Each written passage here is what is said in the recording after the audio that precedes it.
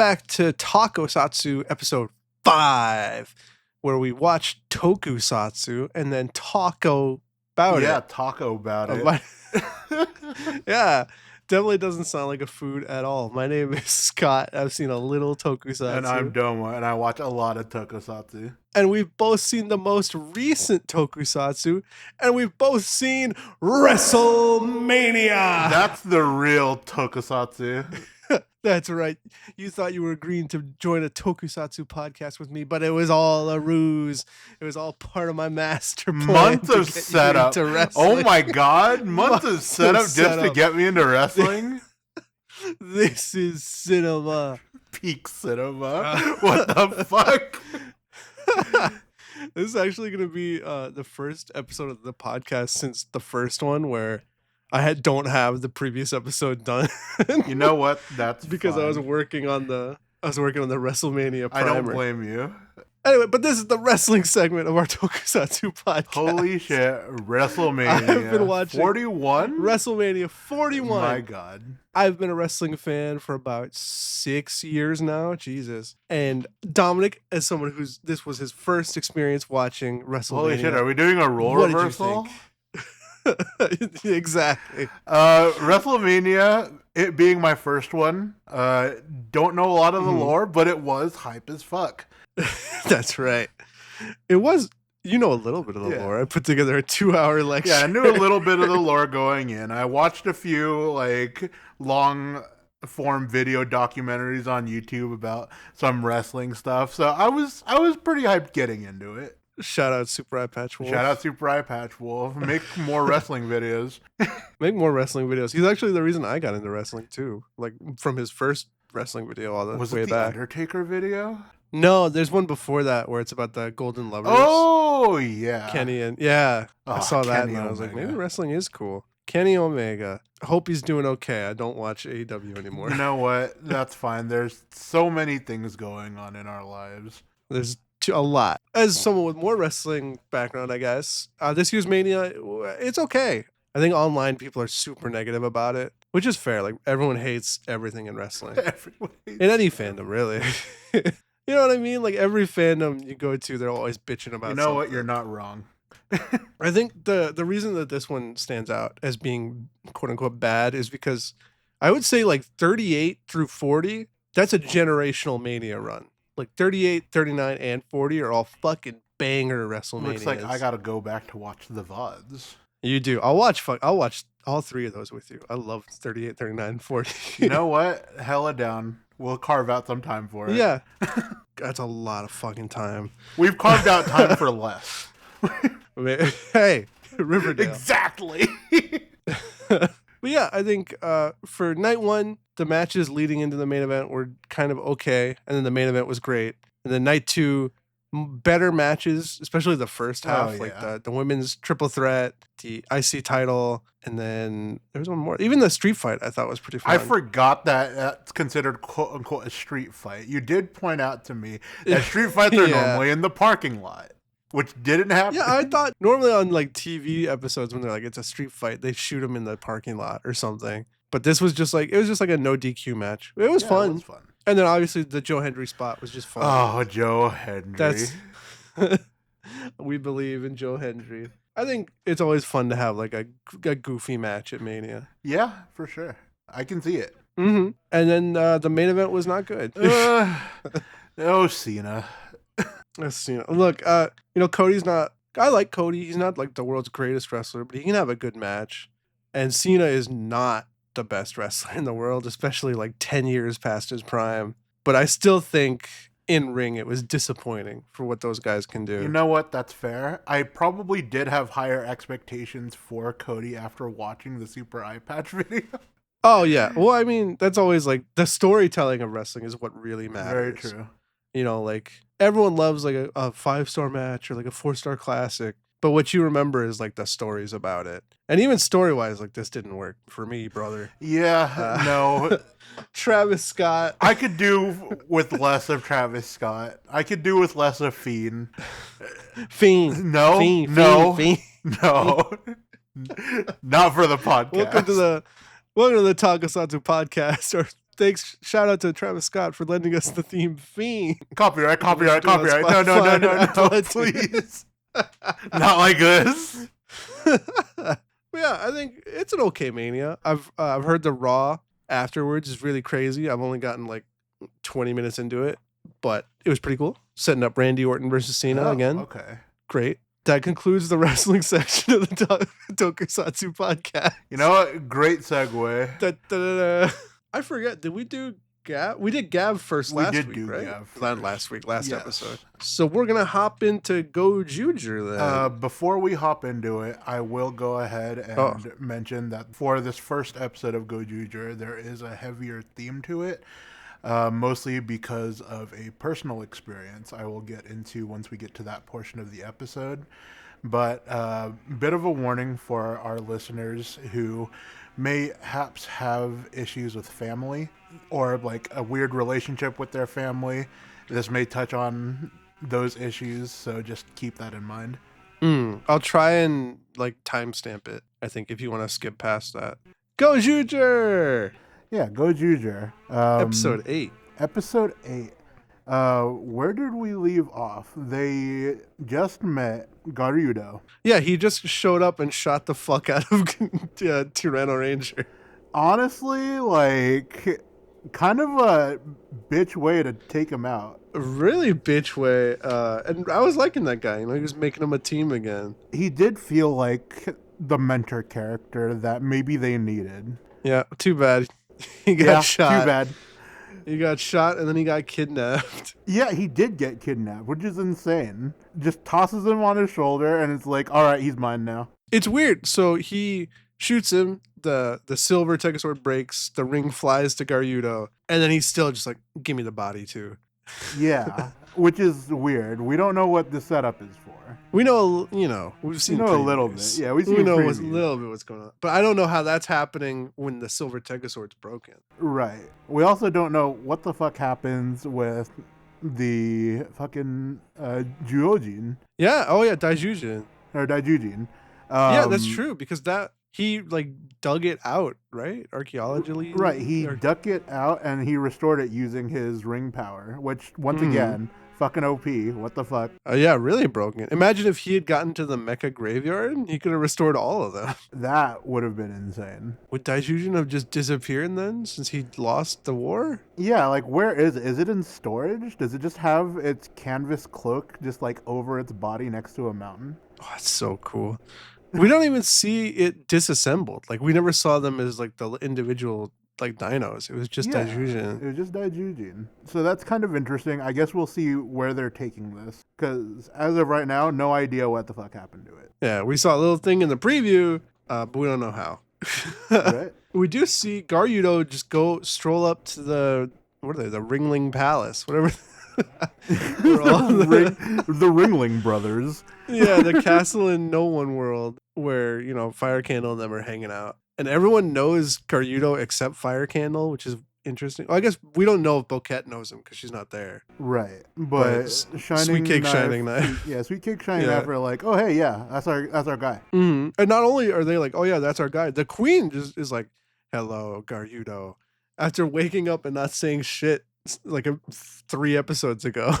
Yeah. So, Queen is sentient. She's not not there. She actually is a character. Yeah, she is a character, and she wants all the rings for her groom, whoever that is. She looking for a man. Yeah, she's grooming all right. I don't know already. if they mentioned it prior to this episode, but they called her Tegajun. Yeah, Tegajun, which is interesting because he has is it the Tegaju? Is that what Garudo's gun thing is called? Or is his also the Tegajun? Yeah, I think his is also the Tegajun. And I think, from toys, we've seen that Garudo's going to have a mecha. And I'm wondering if that's just the queen. That's kind of interesting.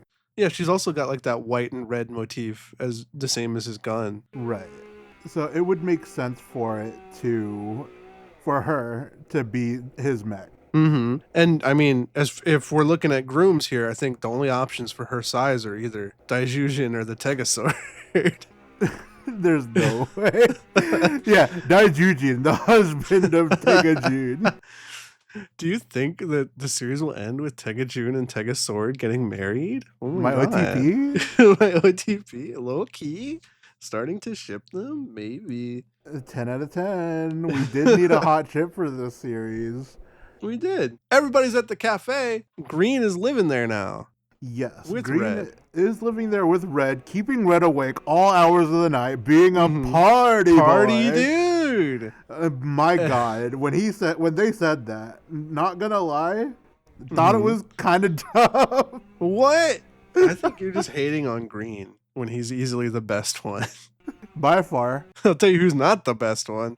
Yellow, who just works there now. Not even works there. He runs the owns cafe. the place. Yeah, you remember Hoidu's landlord, the little kid? They're in the Never opening. They're not in existed. they're not in the show. They got fucking yeeted. This is episode 9, or this is episode 8. We haven't seen them for like 3 episodes. They've been gone for like half the series at this point. I know. I don't. It's weird. Like I don't know why they introduced them if they're just gonna have Yellow start running the business. Yeah, that is a little weird. Maybe Yellow bought the building. Who knows? I don't know. He doesn't look like a guy who has money. He reminds me of what is it, Saru Brother, where money disgusts. See, but at the same time, he's running the business. So, he's got some business acumen. Took a phone call to deliver some coffee. What the fuck does he do? Who knows? I don't know. He's so good at business, he knows not to hire Hoedu. Yeah, he essentially picks the man up, sits him down, and says, all right, now stay. Yeah, he literally puts him in the pet play position, which is that's someone's fetish. But thankfully for Hoedu, a new business opportunity presents itself when his long-lost brother walks into the cafe. Oh, yep. Long-lost Hisamitsu. He's no longer Hisamitsu. Yeah, no longer Hisamitsu. Now he's Kuon. Hisamitsu's dead. Kuon is my best friend now. Yeah, who is also Gary. Yeah, Gary Udo. Gary Udo. Hoedu and him were trapped in the no one world. We saw that like a few episodes ago. Yes. And he believed that he died. But he didn't. And Hoedu does in fact say as well, it's like, it's my fault we ended up there. How was it his fault? I need to know. Yeah, I don't remember if they explained it. It was just like them wandering through the forest and then they were in no one world, right? Or no, they were sleepwalking kind of. Yeah, something like that. But like essentially in the forest, ended up in no one world. I don't know how Hoedu can even think to blame himself for that. It seems like a bullshit thing. I don't know. Maybe we'll get to see in a flashback. Like he woke up. Hisamitsu was like, "Come with me." Yeah, maybe. Huh. It's also it's implied that Hisamitsu was like the leader of like their little group, right? That is true. Because Hoedu's like, I wanted to be like him. Yeah, and Hisamitsu, I mean, at least as far as I'm inferring, was lost before the woman in the flashbacks was lost. Right. I think. And then they talk further about, Hisamitsu being the best of them, always being number one. Mm-hmm. And they both do the little, when they first walks into the cafe, they both do like the "You're my prey" thing. Ooh, that one. Yeah, Hoedu does the circle and then his brother does the X, and it's like, oh, yeah, tic-tac-toe. God, I hate that he does the X thing. I think it looks so stupid. X, bro. The theming is a little too on point. Yeah, well, they were going to make him Twitter themed, but then Elon changed the name, so he became X. How unfortunate for them. They both talk about their parents, and they're just like, yeah, they adopted a new son, huh? Well, good for them. Yeah, big whoops. Like, better that they're happier without us. Yeah, like, how do you just lose your children and be like, all right, let's adopt? Well, not like that is like less weird to me than being like finally escaping the hell prison you were in. Oh, my parents got a new kid. Guess they don't want me. And just never making contact. Honestly, his family's a little weird. A little weird. Yeah. Like, I hope that they're leading to like Hoedu being like, hey, I'm going like reuniting with the parents. But yeah, I do want to see weird. I feel like, I don't know, maybe it's because I've seen a lot of true crime stuff where like the kid is kidnapped and then like they meet the family again. Right. And then it's supposed to be like a huge emotional moment. Yeah.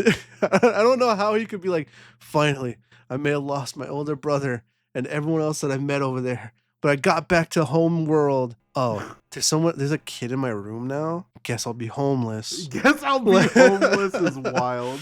That's what I mean. It's just crazy. I don't know. They got a complex. They do. I guess this whole situation between them is a little weird. But It is very weird, as we'll get to even next episode. It gets weirder. As we'll get in. Oh God, does it get weirder? But moving on, Hoeru is getting picked up by older brother for a job opportunity. Not just any job. Since Kuon's come back to our dimension, he's gotten into the hottest, most cutting edge industry. He's a fucking Chat GPT boy. Jesus, like that whole thing was weird too. He does look slimy. He does. I don't know if it was just the way they designed him or like his actor. He just doesn't feel like a good person. No, he looks like Mafia Michael Jackson. Mafia Michael Jackson. In this case, it's Yakuza Michael Jackson. Oh, you're right. I'm sorry if that was insensitive. Mafia. You know, he does fucking kill a guy though. He does. Holy shit. He's like, "Hey, you're not meeting your quotas, bitch." And the guy's like, "I'm sorry." And he's like, "Okay, I'll murder you." Yeah, literally takes Hood into the back room and be like, "Hey, eat the sushi real quick. I'll be right back." Yeah, I thought he was gonna poison him. Mm-hmm. Then just fucking murders a dude in the break room. Dear God. Not a great guy. Bit of a heartless motherfucker. And just remember, every CEO of an AI company behaves this way. Yeah, every CEO of every AI company. Bar none. Honestly, this is the most realistic thing about this series. Mm-hmm. I believe 100%. Heartless and murdering their employees left and right. We get a little... That's every corporation. We get a little scene with Yellow, who took Green out to do the delivery, where Green wants to buy Red like a souvenir. And Yellow flat out confirms, like, hey, like, we're all rivals. It's best not to get attached. Yeah, makes sense. But Green's like, hey, chill out. We're still hanging. Mm-hmm. We don't have to fight each other yet. Like, let's get along till then. And honestly, like, the message there is kind of wholesome, kind of sweet. It's like, appreciate what you've got on your journey. This is a really fun, like, team dynamic, though, for Sentai, where it's like, obviously, like, they're going to grow closer. They're going to be friends. It's a kid's show. Right. But, like, having it in the back of their mind that, like, if I want my wish, like, we're going to have to fight, That is true. Just very cool. It is a very interesting dynamic. I think it's the first time they've had this kind of dynamic in a Sentai. At least I can't remember anything like this from past Sentais that I've seen. It does. It feels more ridery than Sentai. It does, which is funny because, like we've mentioned before, they designed the show with the intention that each of them should have enough power to solo a rider, which based upon rider series we've seen, that's crazy. They're fighting gods. You know what? Right now, I'll say this. We have a very ridery Sentai and a very Sentai-y rider. Honestly, yeah. We got some peanut butter in my jelly and jelly in my peanut butter. What the fuck is going on? You know what? Sometimes you need peanut butter in your jelly. It makes it better. Tell that to me when I was like 11. I would not eat jelly until I was like in high school. I'm processing that. It's going to be a bit. I'm going to process that. Just like Hoeru has to process what his fucking brother's saying to him. Oh, Jesus. All right. So, wait. Before we get into that, we should set it up a bit, right? So Fire Candle shows up. Yeah, he's mad. He wants to fight Goju Wolf. His big stupid mech is finally fixed. And all the other Gojujers come to fight him off. Yeah, it's like, where the fuck is Wolf? Y'all are ass. Get out of my face. Mm-hmm. And Kuon Gary just brings Hoeru to the fight. And he's like, cool. Kill all of them. Yeah. By the way, you're worthless. You have no wish. Why are you even in this fight? Just follow me. You're a piece of shit. I'm not. You're fucking garbage. And honestly, like, so this was a deep cut for me personally, as someone with older brothers and with the family dynamic. Just for all the listeners out there, like I said, who are dealing with weird family issues, their family, don't let them treat you like shit. You don't deserve that. Nobody deserves that. Do better for yourself. For some background story, when I was growing up, with my older brothers, there was a situation where, as brothers do, we play games together and, we get a little rowdy. and we say things. And, we were playing Smash Brothers. I had lost to my brother in that instance, and he straight up told me, wow, you suck. You'll never amount to anything. And being as young as I was in middle school at the time, growing age. Hard age. Yeah. Hard age, very important developmental area of my life. Took that personally, took that deeply. Ran out of the room and just cried in the bathroom for a good long while after hearing that. And like I'm saying, people who have weird family issues or weird dynamics with their family, don't let anybody ever treat you like that. Once again, you're better than that. Nobody is worthless. Everybody is important to somebody. And just remember that. Don't let yourself think that you're not worth anything or that you won't get anywhere in life. I'm better now. Thanks for speaking your truth, King. Thank you, of course. But yeah, very shitty dynamic. Kuon's a big piece of shit. Just like my older brother, Kuon's a stupid piece of shit. And then, yeah, after hearing that, Hoodoo's like... Sorry, I think it's just important to say, like, obviously, like, this is a kid's show, but it can touch on real stuff. It can, like, very much so. Imagine if this exact episode had aired when you were in middle school, and, like, you had just felt that, you know? Oh, man, I would lose it. So I just think it's cool. Like, Sentai and Kamen Rider both just feel like they do more than Power Rangers, at least for me growing up. Oh, like, absolutely. Power Rangers, even if they dared to do this, it wouldn't have gone as far, and it would have been wrapped up by the end of the episode with everyone like hugging, Right. And I think it's more important for children, like obviously this is going to work out and be okay, but I think it's important that kids see media that reflects their emotions. Yeah. And I think this is cool. It's very cool, honestly, because everybody's got a different life. Everybody's got a different dynamic, and having the representation of, hey, sometimes you won't have a healthy family dynamic, and being represented, that's important for people. It's very real. Mm-hmm. A little too real. Sometimes, yeah. I need my worthless Team Save Santa Claus episode.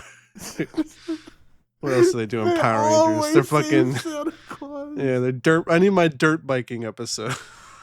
I need my crossover with Ninja Turtles episode. Oh, now those two episodes, that's cinema right there. That's a movie. In space. In space. Shout out In Space. I tried rewatching it not that long ago. It's pretty rough. Yeah, okay. Well, I mean, after seeing Sentai and Kamen Rider and then comparing it to what America's gotten, it's pretty rough. Yeah, that's understandable. I mean, the hardest thing is just the acting for me. Oh, God, it's so cheesy. It's not just cheesy. Like, sometimes it's just bad. Sometimes it's just bad. But it is fun to watch Power Rangers and play like, oh, that's Sentai footage. Oh, that's not. Oh, that's Sentai footage. Because you can tell the quality of the footage. The quality of the footage and also the suits. Like, at least for In Space, like, the Sentai suits are, like, kind of reflective, like a shiny material. Right. And then when it's original footage, they're all matte. Ooh. Oh, God, you're right. I didn't even think about that. Yeah. Anyway. I like how you tell this deep, like, personal story. And then I'm just like, so I'm watching Power Rangers, and it kind of sucks. You know what? That's fine. That's what we bring to the table in this podcast. Because you gotta cut the serious with a little bit of ha-ha, hee-hee. I have to cut this serious because I have no emotion. You know what? No, you do have emotions. And happy is a great emotion to have. Thanks for holding space, King. Exactly. Anyway, Horner folds immediately. Oh my God, does he fold immediately? I was kind of angry with him watching that shit. His brother's like, you're shit. You don't fucking matter. Just listen to me. And then Horu just goes mind empty, jumps right into the fray, starts fighting the people he's talked to like the last 8 episodes. Yeah, man immediately howls. Everybody's like, oh shit, it's our boy. Like, oh, he's here. And he fucking starts fighting him. They're like, what is happening? Literal, like, no explanation, no background, 180. It's like, well, he does. Hey. he ties it back to what Yellow and Green were talking about. He's like, we're rivals anyway. Like, let's just get it over with. Yellow like, does also mention it's like, hey, I expected different from you. You're disappointing me right now. Yeah, which is crazy considering Yellow has like never been nice to Hoeru. Right. So I don't know. I think that's a fun little wrinkle to their dynamic though. If like he's not nice to him, but he still thinks highly of him, that's fun. Yeah, having expectations of people. Who knew? It reminds me of shout out to Tales of the Abyss. It reminds me of Jade and Luke a little bit. Like the way Jade is constantly dunking on Luke, but then like he still likes him. And like he thinks highly of him. A little soon, not gonna lie. A little soon friendship. That's fun. Because if you give them too much recognition, they're gonna get full of themselves. Exactly. You gotta keep your homies ground level. keep the homies on the ground. No one else can cut them down if you chop them down to the floor first. Don't cut your homies down. You gotta keep your homies up. I don't know. You dropped your crown, king. Oh, anyway, we see Quan henching into Gary. Oh God, the way he strokes off the gun. Yeah, it's kind of, I don't know. I guess we can talk about the Tegajun just in general. Yeah. I kind of like it. I hate the weird part that hangs off the bottom. Yeah. I mean, I get that it's supposed to be like a gun. Yeah. But like, it looks boomerangy to me. It looks like he's holding a gun and a knife in the same hand. And like the knife is just sticking out the bottom. Oh, God, you're right. I'm wondering, like, obviously it's a remolded Tega sword. I wonder if it has to be that way just for the transformation effect later on. Like they just couldn't figure out where to stick that other piece. Maybe. But I'm not a fan of it. I think if it was just, it just should have just made it like had it fold up to be like a bigger barrel or something. That is maybe a better idea. Maybe they'll do something with it. Who knows? White and red's a cool color combination though. It is. Not a big fan of the sound, I guess, because like it's the sound of a reloading gun, right? Like that's what I'm hearing. Like or like a cocking gun, something like that. Yeah, it's kind of weird. Yeah, not as showy as like the fucking do do do do do do do. Yeah, but he's a bad guy, so you know. Very true. I'm okay. It's okay. It's an okay henshin sequence, I'll say. Not super memorable. Yeah, not super memorable, but I guess not also the worst henshin sequence. I can't think of a bad one off the top of my head. I guess maybe like some of the base form stuff in Geats, like where they use like the basic weapons. It just kind of looks. Oh, it just kind of flies onto them. Yeah, like the water hose and that kind of stuff. Yeah, like that's what I think of when I think of like a boring henshin. But also it's like their side characters can't really expect much out of them. Yeah, you're right. I can't think of like a henshin sequence where I'm like, that looks awful. Why'd they do that? It's always at least like, oh, it's kind of neat, I guess. Yeah. I do like his suit. It's growing on me. I still don't like the gun horn. Well, okay, here's my thing with the gun horn. I don't like that it just looks like a regular gun instead of the Tegajun. Yeah, that was an interesting design choice from them. Yeah, I think if it was like at least white and red instead of just being like gunmetal gray, maybe I'd like it more. I mean, that's the weird thing too. Like the suit colors are more like metal. Yeah, he's all like silver and black with like little bits of red. It doesn't match like the white and red aesthetic of the Tegajun. And even like if you look at the X on his face on the mask, like he's got like the blue skin with the yellow eye. So like it's a little mismatched, but maybe that's intentional. Maybe this isn't his final form. Maybe. I'm fine. I just wish he had some kind of white maybe on the suit. Because like the Gozyugers, like they have the gold Tegasword and they have the gold like trim. Right. I feel like if he had like white trim or something, it would tie it together more. Fair point. There isn't really any white on the suit. No. I do love the helmet. Like, not obviously we talked about the gun horn, but like the helmet has like the ring visor, like the Gozyuger helmets. Right. But then he has the X like alien eye coming out. It's cool. The X is cool. Yeah. I'm fine. Gary, we're like neutral to cool with. Neutral the suit. to cool. Yeah. The suit, not the guy. Yeah, no, the guy is awful. The guy is garbage. Hot garbage. Hot garbage. Fucking but AI bro. Speaking of garbage, he does something Bosco did in Gokaiger. He can summon the previous Sentai guys. which is pretty interesting, honestly. Like, because we haven't seen that since Bosco.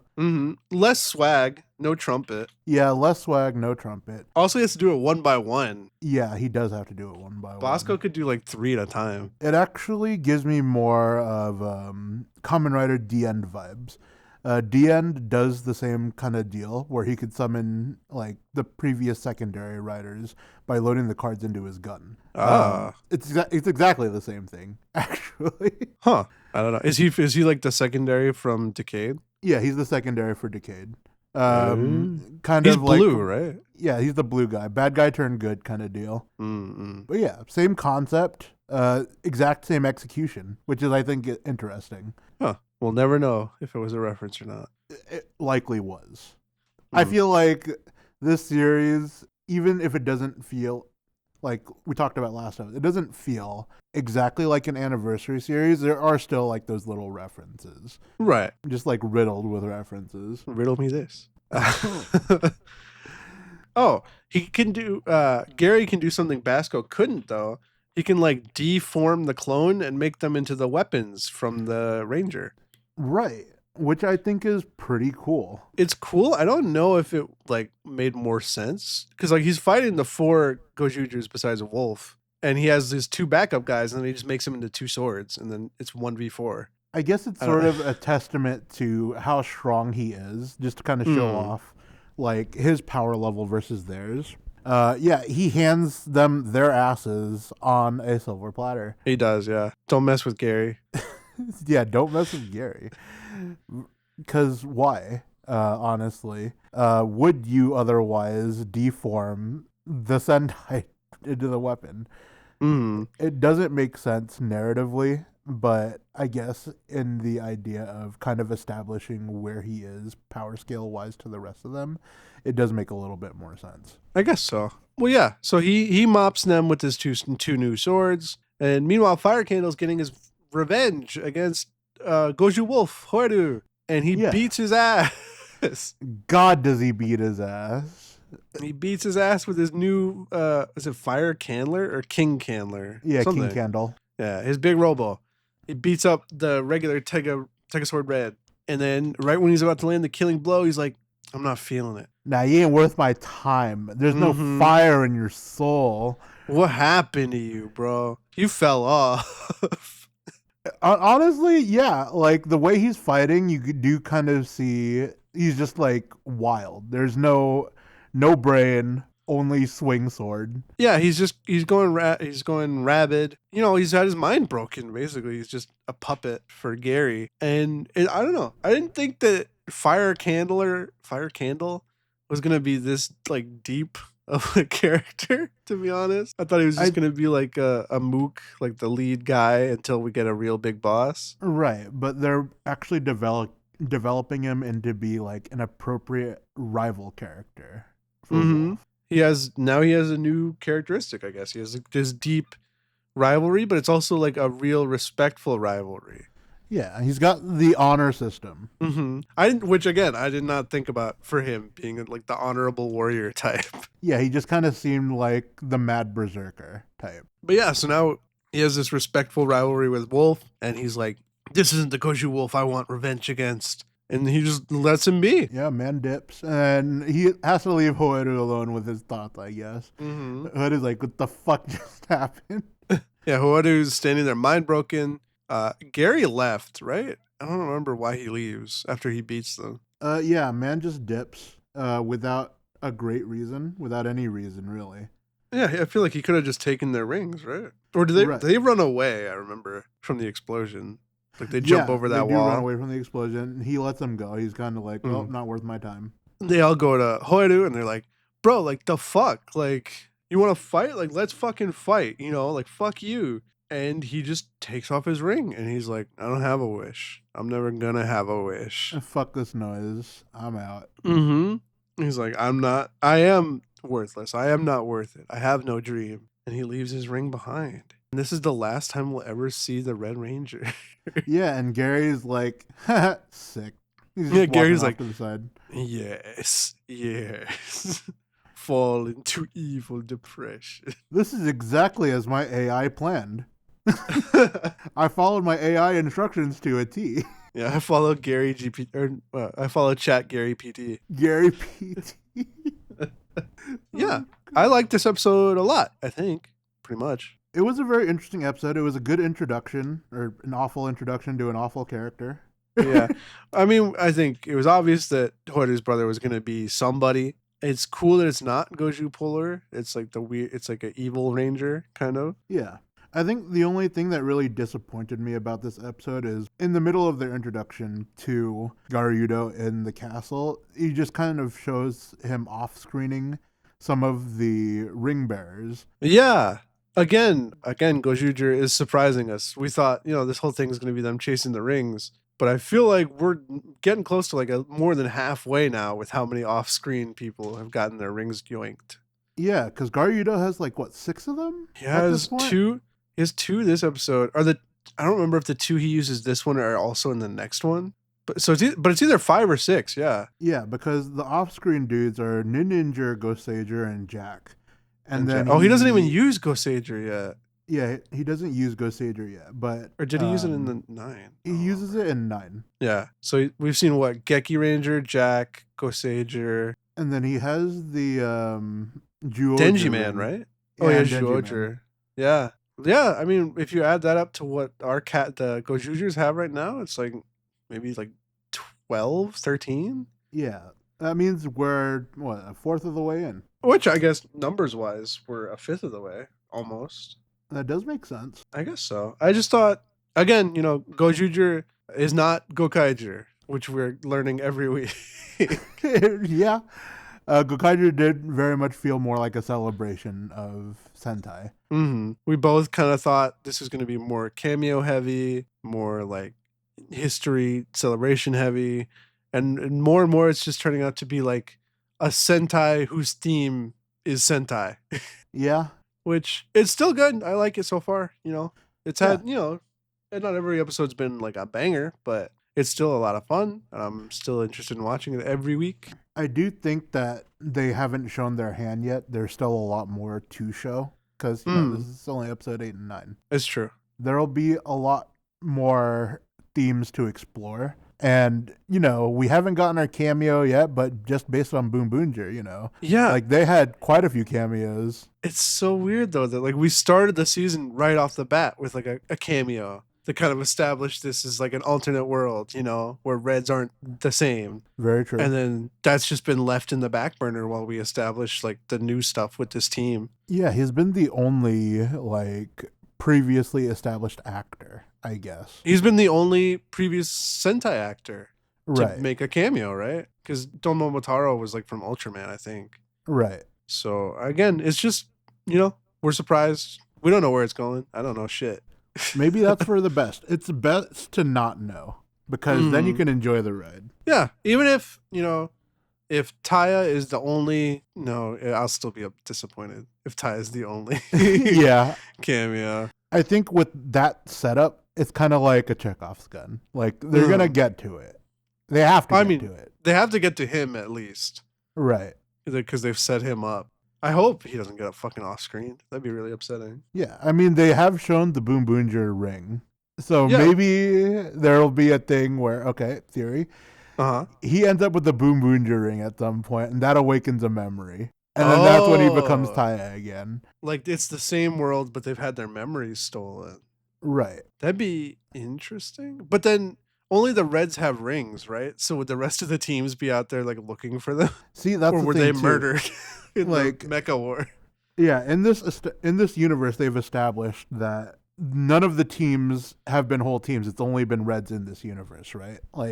That's what they established when they were talking. Yeah. When they were talking about the legend in episode 7 with the archaeologist guy. Yeah, with the archaeologist guy, where the only full Sentai team is the Gozyugers. So I don't know if he was talking from a historical perspective or just from the rings. Ooh, that's because all the rings are red, right? But then he did know about how else would he have known to dig up Daijujin if they didn't know about Sentai in this universe? I don't know. More mysteries, more questions. More questions.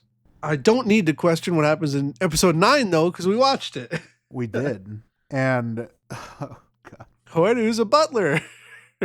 This is He his ace is. in the hole new profession after getting kicked out of the Gozyugers. Yeah, man's working in a butler cafe, concept cafe. And then Fire Candle is there, and he wants a sandwich. Give me sandwich, give me tea. Devours it instantly. Yeah, he annoys all the customers by shouting. He's very chuny. And he's also a broke-ass bitch. He can't pay for his food.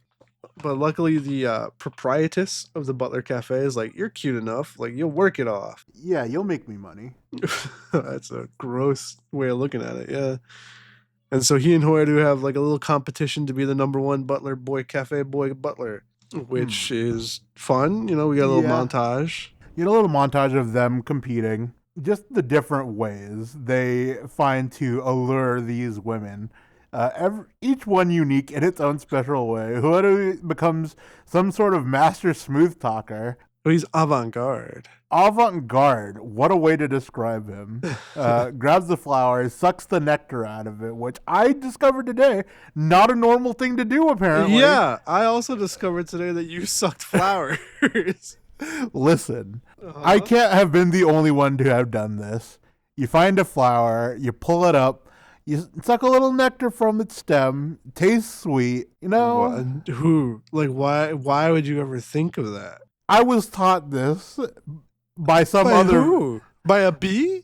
Some other kid. Listen, that kid may have been a bee. I can't say for sure. Some other kid, Hoeru. Maybe it's a Vietnamese thing. Oh, wait, you just doxed your race on the podcast. Oh, boy. We do learn the Fire Candle can just make fire out of his hands. Yeah, he's a firebender. Yeah, I didn't know that. He's a fire candle, so, you know, I guess. What are they? Are they humans? Are they robots? Are they aliens? They're extra dimensional. Why? Okay, I think 100% they're not humans because they came from space? Question mark. Did they come from space or they come from the no one world? You're right. They come from the. They're in no-one a world. castle in the no one world, but they don't look like no ones because no ones are always like those weird monsters. Right, and they all have a different design. There's no cohesive design between all the no ones. The only cohesiveness they have is like their clothes, which could just change whenever. Right. I don't know what he is, but I guess I'll never know. No, they'll have to explain it. Surely he's just like, maybe he's a candle that was given sentience by no one world. Ooh, hate that. Hope that's not real. And shining knife and sweet cake, literally a knife and cake. Oh, I hate this. I really don't. This better not be. It's a kid's show. That's very likely the explanation. It's a kid's show. It's not Lazy Town, though. Hey, Lazy Town was very well written. I'll take your word for it. We do see Kuon go to the cafe, the Gozyuger cafe, though, not the Butler cafe. And yeah. he introduces himself to everyone else. Hey, I'm Hoeru's brother. You're all his friends, right? Fuck off. Yeah, fucking leave him alone. He's mine. He belongs to me. Yeah, you guys aren't worth his time. Like, honestly, my little brother is a beautiful, pure angel from heaven. And I love him. I love him, and he will follow my commands. It's honestly kind of yandere didn't want that for his character, honestly. No, thought he was a piece of shit already. He didn't need this. It's very icky. I think that's the best way I can put it. Yeah, I guess it kind of leans in on that whole, like, stalkerish, manipulative aspect that they seem to be building onto this guy. Mm-hmm. Not a fan of it. Very toxic relationship. Very toxic. It does lead into the abuse thing, right? Where like he beats Hoeru down to the ground, but then in his mind, like he lifts him up on this little pedestal. Like Hoeru's so pure, and I love him, and he must remain that way for me. I hate that. I hate this relationship dynamic. And when the rest of the Gozyugers are like, fuck off, he pulls out his ring and he's like, by the way, I'm Gary. Henshin. By the way, I'm Gary. And then he proceeds to beat the shit out of them again. This is when he pulls out the Sentai rings and he summons Geki Ranger, Denji Man, and Gozyuger? Gozyuger. Was it Gozyuger at this point? No. I'm not sure. Ninja. Yeah, it was Ninja. Least memorable for a reason. jumping ahead a little bit, he does this thing where he turns one of them into weapons, but he equips it to the other clone, which is cool. Yeah, he equips Denji Man to Geki Ranger, which is cool because Geki Ranger is like the fist, the martial arts Sentai. And then Geki Ranger proceeds to kick their ass. I did see something on Reddit where apparently one of the Denji Man actors played John's father in a flashback in Geki Ranger. That is something I had no idea. Yeah, so that's another little wrinkle to add to it, I guess. Very cool. That had to have been like a reference then. There's no that way must they have didn't. been intentional. Yeah. Like, why else would you pick those two Sentai? Right. Very cool. Yeah, a little neat little. You know, we're talking about how they're not doing like a lot of celebrating, but maybe it's just we're dumb and we're not picking up on the more subtle parts. Yeah, it's like the smaller references, and maybe that's the idea. If you're you really fuck with Sentai, you would know these things. Only the real ones know. And we don't. But hey, that's part of why we're exploring this. We're getting into it. That's why we're the perfect people to run a podcast. Well, everyone's getting their ass beat. Hoyu's talking to a dentist billboard. Oh, surprise! That was weird. It's Tegasword. I decided to reach out to you using this fucking billboard. Yeah, why can't he just speak in his mind? I don't know. He has to be a dentist on a billboard. I mean, okay, I think back to the episode where Goju Falcon first got his ring. He talked to him through like that picture in the wall. Did he? I only remember him getting sucked into the black void. Or was this when the ring, after he threw the ring away? Is that what you're talking about? Was it after? I just remember a scene where he's like in like a tatami room. And then he hears the voice for the first time, and he looks, and I think it's like a poster on the wall, right? Am I misremembering this? Am I gaslighting myself? Am I gaslighting the audience? Maybe. I just remember he's like trimming his bushes, and he finds the ring, and then he picks it up, and he's sucked into like a black void with Tegasword. That also sounds like a real possibility. I'm very likely misremembering this. Who knows? Let us know. But yeah, Tegasword likes to reach out in the weirdest ways. Yeah. Tegasword doing his best impression of Kanzaki from Ryuki. He's going, Tatakai. Tatakai. Tatakai. And Hoyu's just like, why would I fight, man? Like, I suck. I don't have a wish. And Tegasword Sama is like, I don't fucking care. Make your own world. You're literally the chosen one. Yeah. I am Tegasword and you are Tega Jesus. Yep, Hoyu, the most important Gozyuger confirmed. And honestly, is this before or after he has like the little heart to heart with Fire Candle? This is after he has the heart. Oh, it's after. Sorry. Okay, so him and Fire Candle have like a little heart to heart where like he's like, why do you still want to be number one, Fire Candle? Like, and Fire Candle's like, you scared? And Hoyu's like, I am scared. Like, it's scary. Yeah, and then Fire Candle's like, it's not just about being number one. It's also about the fight. It's about trying your best. Yeah, real children showcoded. Yeah, it is kind of like it's the journey, not the destination kind of thing. Right, which is what Goju Falcon was trying to instill upon Goju Rex. Or Goju Tyranno. It's the friends we make along the way. Kind of vibe. Which, once again, very wholesome. Very wholesome. Again, not expecting any of this to come from Fire Candle. Yeah, not at all. They're really building up his character in these past few episodes. And honestly, I'm down for it. He's been built up more than Yellow. Oh my God. More than Rikuo even, honestly. That's true. Maybe Fire Candle is Goju Polar. Oh, that'd be interesting. Hashtag Candle Wolf. I mean, not the first time a villain has become part of the team. That's true. It happens quite often. It happened in Tokusatsu. Oh, Orange is a villain in Tokusatsu? Yeah, Orange was one of the mooks of the week. And then they taught him the error of his ways. And you find out that he loves rainbows. And then he becomes Toku Orange. Because, some That's backstory to him. He was a monster, I believe, that made it rain. Like, he makes it rain like a lot. Like storms and shit. But then he would see like after the rain, the rainbow, and it would be like his dream of like chasing the rainbow. But he can't do that because he's like the bad guy. He's a monster that makes it rain. He doesn't get to see the rainbow because he's stuck in the rain. But they find a way to convince him. What I'm hearing is that he should have been green and a leprechaun. Green and a leprechaun. No, Green was the cool guy. He is not the silly one in this series. I know, but they should have switched green and orange. That's what I'm saying.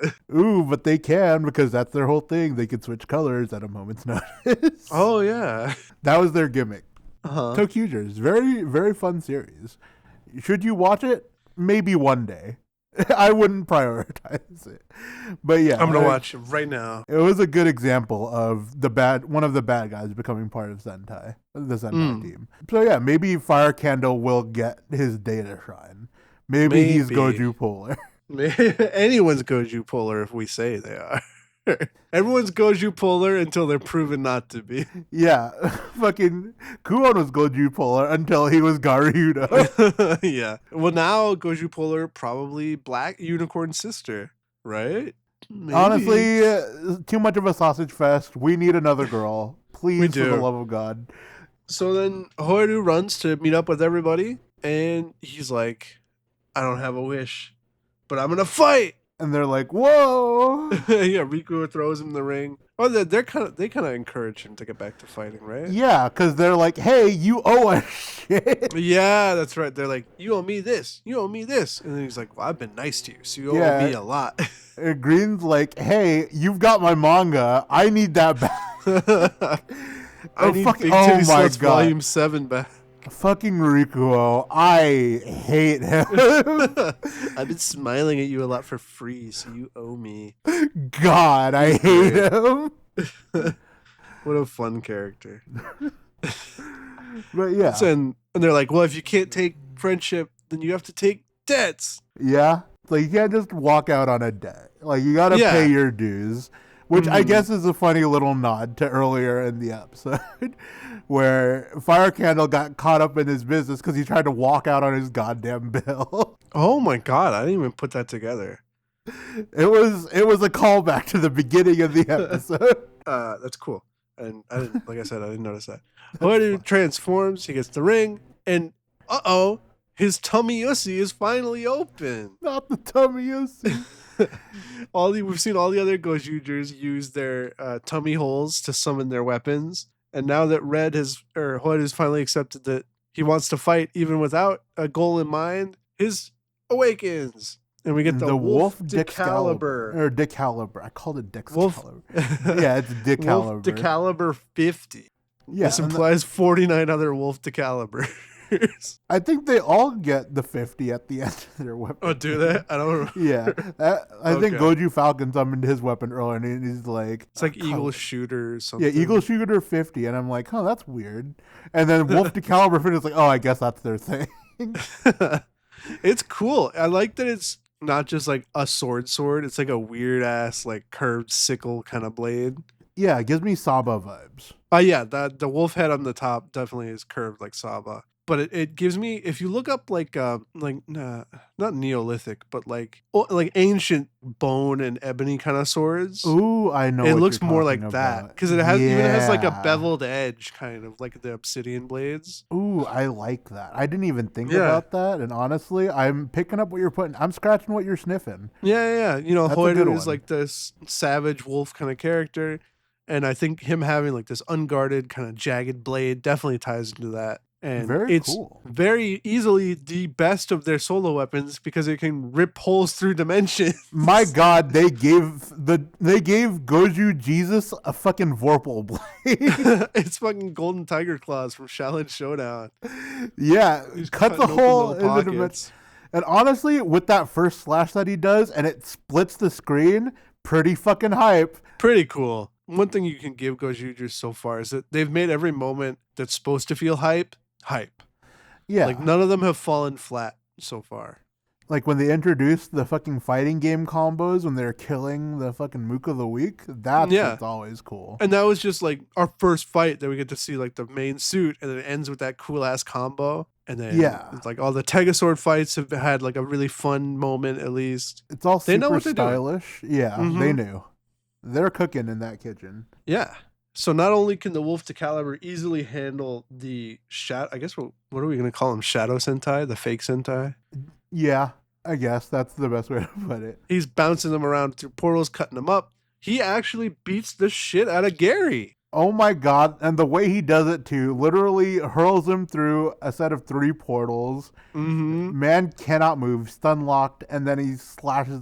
God, it was very cool, honestly. Like right up there with like the fighting game combos. It's very cool. It's obviously, I think he needs that kind of win after how much Kuon broke him down last episode. Honestly, yeah. Gotta vent out your frustration on your target. I think it is a little weird though that like Gary shows up, he can mop the other 4, and then Hoidu gets a new weapon and he just easily handles Goryudo. I mean, I guess in a sense, I guess to me it always felt like Wolf was the strongest of the 5. I guess I always got that vibe. Yeah, I mean the show just in general has been very like Hoidu focused. Very true. Which kind of explains why we haven't gotten a lot of development on the rest of the characters. Especially Yellow and Blue. Well, Yellow even more than Blue. Yeah, Blue got his episode. Didn't like it. Didn't like it. Yeah, but I mean, I don't know. I gotta just get over the fucking power scaling thing. Like, he needs a win because he has to show his brother that he was wrong, so he beats him. And then we'll see Gary later on. Oh, God, do we see him later on? That scene was just... It was weird... And it was visceral. We'll get there. But before that, Fire Candler is here with King Candle, and he's like, finally, the Goju Wolf of my dreams. Exactly, yeah, his exact words. Like, and we finally get to see the new and improved Tegasword Red. Yeah. Is it improved? It was weird that previously he didn't have, like, the armor, you know? Yeah, everyone else's weapon, like, grew huge and combined with Tegasword. And Red's was just kind of basic. Right. Now we get the weapon, so we get the combo. It's not my favorite. The armor isn't the greatest. The weird helmet armor chest piece. I just think it's weird. Okay. Because the ring becomes the head, right? So his ring already has the red wolf, like, faceplate, right? Right. And then they put another big red wolf on top of that as, like, the hood. And it just feels weird. Pretty extra. Not a fan. I do think the arm is sick, though. The big ass claw is pretty cool. I think I've seen the toys and it doesn't look as good. Oh, unfortunate. But in the show, it's like, it's cool. It's a big claw.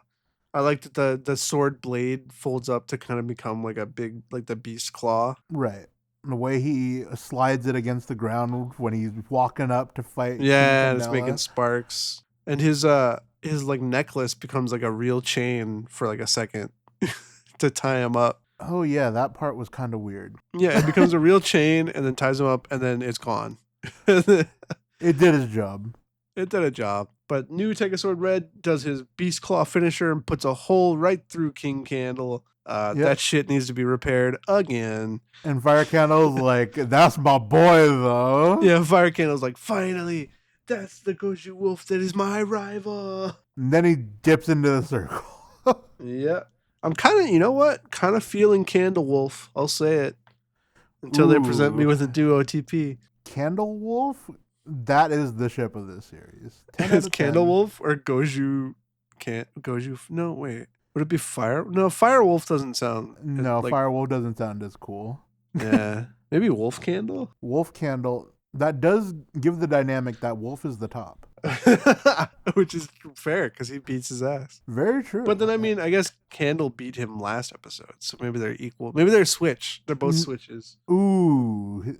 Good old switches. What a dynamic, honestly. And I love a good rivals to friends to lovers dynamic.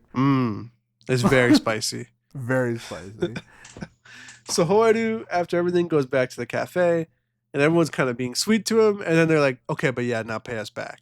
Which is like, fun. Well, fuck. Okay. I get it. Yeah. I was a little like, whoa, they're being like extra nice to him. That's weird. And then they're all like, but actually like pay us off. Don't be like a dickhead. Fuck you. And I was like, oh, okay, we're back. Now we're back to the Gozyugers I know. We're so bad. Speaking of backs, Oh my god, the scene with Kuon, he's kind of like limping back to his base. to the like the Candle family base or like the wedding Right. base. And he's like, "Oh yeah, that's my brother. Oh He's like, baby." yes. Yes, Hoeru. You're And so then he perfect. takes off his shirt. Yeah, he takes off his shirt, revealing a dimensional cut thing in his back. Yeah, Like just an X. purple X. So we're not sure whether or not Hoeru caused that damage, or if maybe that's just something that he has now. Maybe that's what happened to him in the No One world, and like that's how he got out. Because a part of me did think that maybe, because he's like, I'm not Hisamitsu, I'm Kuon now. Maybe he got like possessed or infected or something, and then that's what came out of the No One world. Yeah, and that's just kind of controlling him, kind of like just fucking with his mind. The X did look like it was getting bigger. Yeah, it's like burning into his skin to get bigger, which is pretty gross. Yeah, very gross. I did not feel comfortable. It's also uncomfortable the way he talks about his brother. Oh God, yeah, very obsessive, very yandere. Yeah, very possessive. Didn't fix my opinion of him from last episode. No, if anything, it's gotten worse. Yeah, no. Kuon, Hisamitsu, whatever you want to call him. Gary.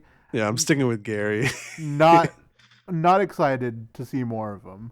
Not exciting. I will say, just from having more Power Rangers background, the thing on his back did remind me a little bit of the Titanium Ranger from Lightspeed.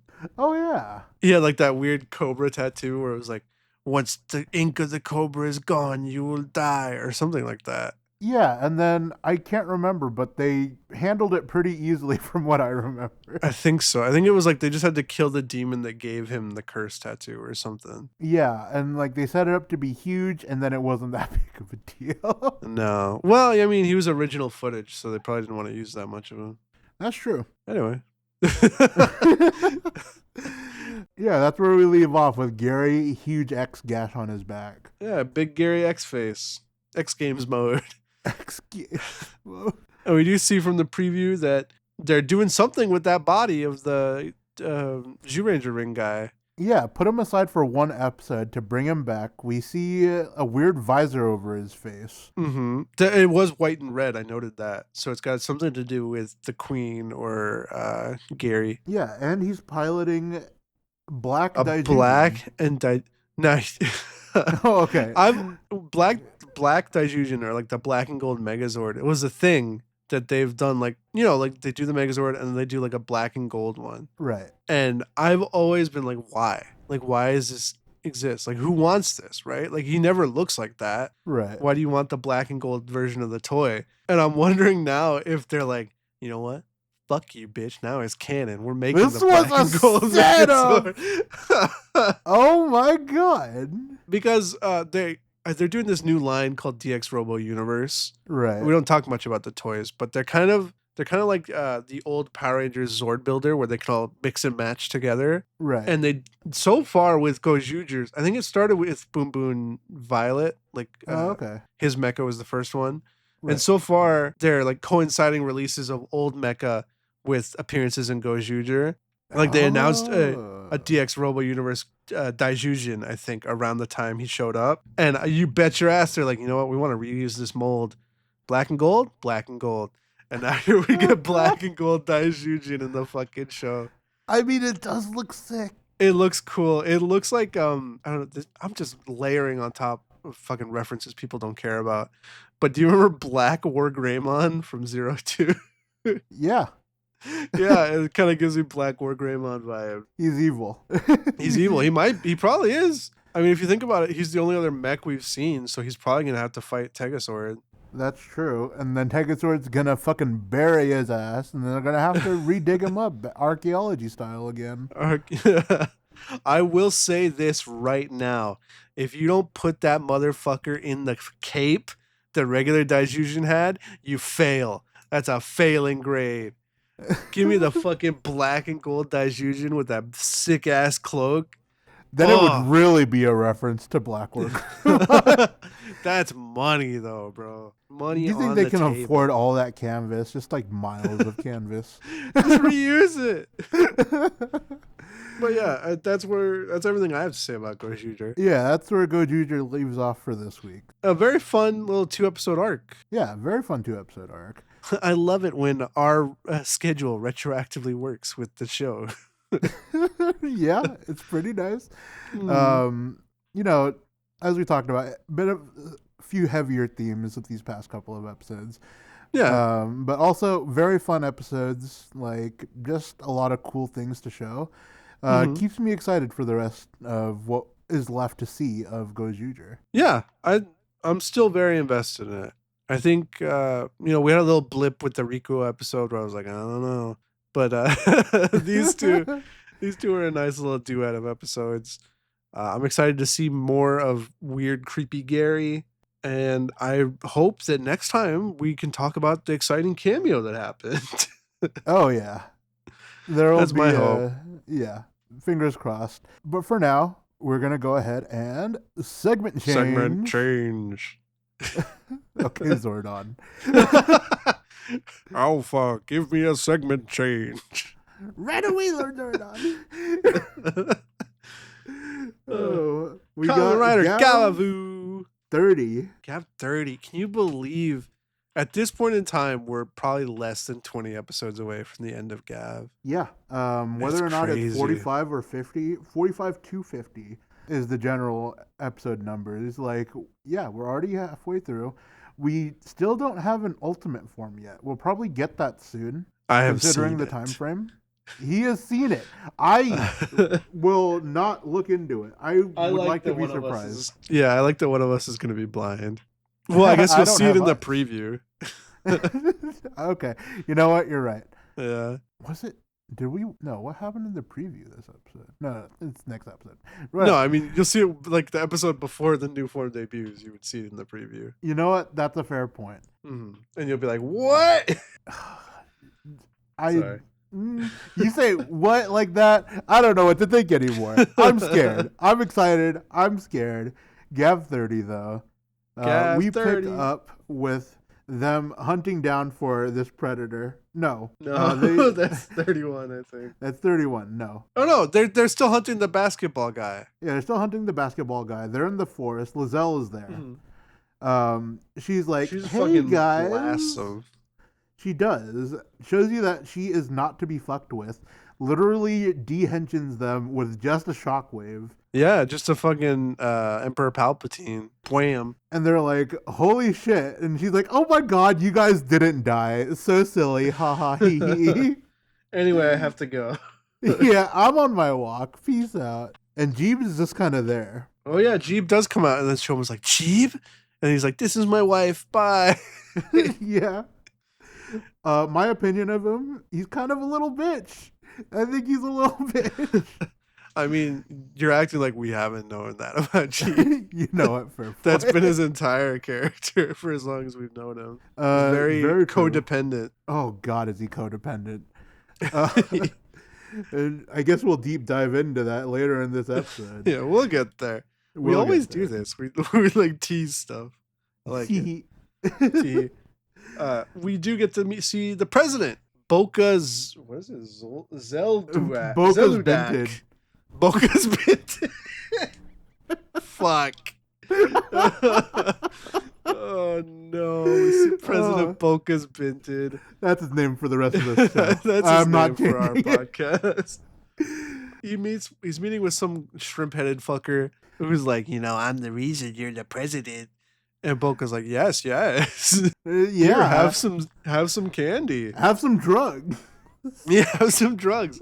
And the shrimp man's like, this is the fucking best. And Boca's like, yeah, I'll give you some to take home. Yeah, like, this is my little bitch. And Longo comes out with a fucking box. Yeah, Longo comes out on a collar, like crawling on all fours. And he's like, here, sir, have some Here's more. the dark treats, master. Oh, thank you. This is just more confirmation, I guess, that the majority of Grenoods don't know about the dark treats, I guess. Yeah. It's really only like people who are down to do drugs. Yeah, it's like very underworldly, very black markety. And I guess like in previous episodes, they did show like people's like, "Hey, I heard you got a new treat," and the dude's like, "Shut the fuck up! Shut the fuck up!" It is kind of weird to me that, I mean, I feel like from the majority of the past episodes, dark treats were built up to be like a big thing. Like we thought, I don't know, I was at least led to believe that it was like commonplace, that like everybody was eating them and enjoying them. You know? I mean, they did kind of build up that it wasn't commonplace with Lakia's storyline. And like, you know, him working to feed him and Komel, getting him delicious rocks. Yeah. And then he hears about the dark treats for the first time when Komel mentions it, and he's like, "What the fuck is a dark treat?" So I guess like for a while they have kind of presented the dark treats as like it's very hush hush, not a normal like in the masses kind of deal.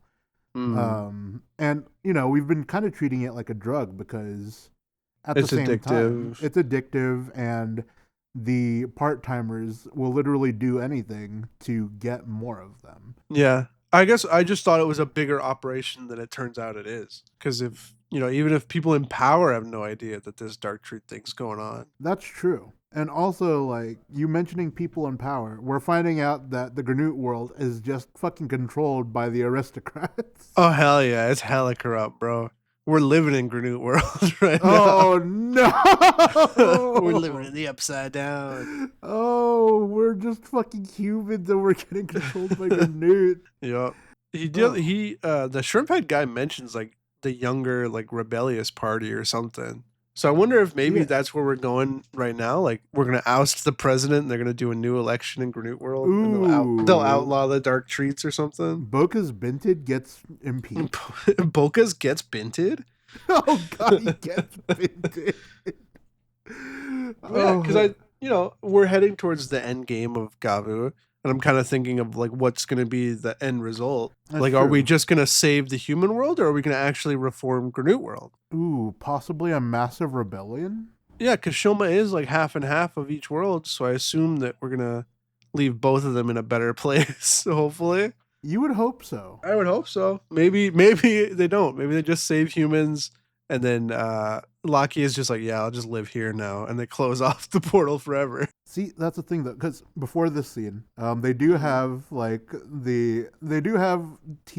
what do we call it? Team Gavv, I guess we'll call them. They're all like eating together, having snacks together. It's very like Sentai dynamic, like we were talking about. They're all having a good old time. And then they're talking about how Granute world is controlled by aristocrats, or like Granute world is very corrupt. Lakia kind of explains like, yeah, all of the people in power are just like the rich people. It's kind of fucked. And he's like, the president was voted in by the rich people. It's not my president. I wonder what that's like. No, I also wonder. Oh, politics, baby. But yeah, you do get that dynamic where it's kind of like, okay, people in power are the rich people. Lakia being like one of the normies, one of the normal people, is like one of the blue collar, hardworking, like in the mines, literally kind of people. So perhaps we do get a possibility of major change in the politics in Granute world. That will be the end game. Maybe. I'm actually excited for that. I didn't consider that angle until you mentioned it. It makes a lot of sense that, yeah, a huge reform of the way politics works in Granite world would be a way they can go. And it does kind of bring up that whole Shoma being half Granute, half human. They do need to address the Granute side of it. Yeah, I think it just makes sense with how much more focused the Granute world is getting in these later episodes. Very true. Because why else even introduce the idea of Granute politics if they're just going to not do anything? And honestly, like, it's interesting world building. Because until now, we haven't gotten a lot about Granute world. We have, like, gotten little peeks here and there. But they're actually building up on the world, which is nice. You don't get a lot of world building in situations. Yeah, we've just seen like Stomach Inc. and then the mines, and that's basically it. The mines, yeah, you're right. So not knowing that there's like a whole election system is pretty cool. Yeah, and even like earlier, they had talked about marrying Jeeb and Jita out. Oh yeah, to, off like, to other someone aristocrats. else. So you kind of get the idea. It's like, okay, maybe like there is a whole royalty thing, but it's like a feudal system. Yeah, it's more elaborate than that, and I like that. Yeah, I don't know. We'll see where we're going with Granute world. but I know where the Gavs are going. They're still looking for that guy they played basketball with. Oh God! And just them going around places. They're going around the whole town. Yep. They're looking for the same old man who turned into baboon ore. Yeah. And Shoma meets a very creepy motherfucker. God, the way they focused on this scene, like it's too much focus to not mean anything. He means something. No, yeah, something's definitely going on with this candy seller. Dude, he gets a lot of focus, a lot of like close-ups, and he's very creepy. Yeah, now I know, too friendly. This is interesting because I've seen the scans. I know what the final Gochizo is, while you do not. He's cheating. So I'm wondering if the reason they're focusing on this guy is because he's going to have something to do with how Shoma gets it. Ooh. Because we do see this guy again in the next episode. Spoilers. So he's going to be like a recurring character, maybe. Ooh, okay. Theory. He actually is another like bigwig from Stomach Inc. just hanging out in the human world. Oh, do you think this is Shoma's actual grandfather? Oh my God. If that's the case, that would make for an interesting twist. It could be the grandfather. It could also be his father. Like, I feel like Shoma's dad just disappeared. He's only in the flashbacks, right? Right. It could be that after, because we don't know why he got with Shoma's mom. Like, maybe it was actually love. Like, maybe he just really fell in love with the human world after and he just pieced out. Yeah, and then everybody's view of him perhaps is skewed from the fact that whenever they interacted with him, he was in the granny world, and he can't show them any love while he's there. He doesn't want to raise any suspicions, right? Yeah. I mean, if you think about it, his dad is the one that made Stomach Inc. into, like, the drug ring. Right. So, like, maybe he felt like he couldn't show weakness while he was there, and then now that he's free, he just wants to be a little candy salesman. Yeah. It kind of does give vibes, kind of like, because, Uncle, why can't Dente? I remember his name? Dente, even though I reminded you earlier. Yeah. So Dente, like, he's like obsessed with human snacks now, right? Yeah, he loves Gavv. And so maybe if it is Shoma's dad, he just fell in love with like creating human snacks. He just wanted to go back to his roots, make like treats for people. And this is him going back to his roots, but in the human world. Maybe. I mean, clearly they're doing something with this guy. Yeah, he was creepy and he was sus, but now I have hope for him. Yeah, whether he's as important as we think he is, or if he's literally just going to be the reason Shoma gets the Gochizo, or if he's maybe like a Granute in hiding, we'll find out. But there's something going on with him. Ugh, yeah, something going on with him. But that whole interaction takes up a good portion of time. They do a weird jump cut from it to Lizelle returning to the Granite world. Like, yeah, she meets her dad, the president. Boca's just doing paperwork. Lizelle shows up and it's like, "Hey, I'm back," and she gives him a bunch of trash. Yeah, she gives him a bunch of trash, and he's like, "Oh, you're hella cute still, but why are you still wearing that here? Why are you still human?" That's true. And he's like, "Would you please take it off?" And she's like, "No." And he's like, "Well, that's fine. You're cute no matter how you look." Mm-hmm. And then he talks about her marriage to Jeeb. And about how he's been a great asset to him and, his goals. And she gets all yandere and she's like, "Hey, no, mine." Yeah, which is weird. She's like, don't steal my Jeeb. And like her dad is like, "What the fuck?" Yeah, it's like, you can do literally anything else to anybody else. Fuck off my boy. Yeah, but he belongs to me. And it's like, okay. Yeah, like we already knew she was hella creepy.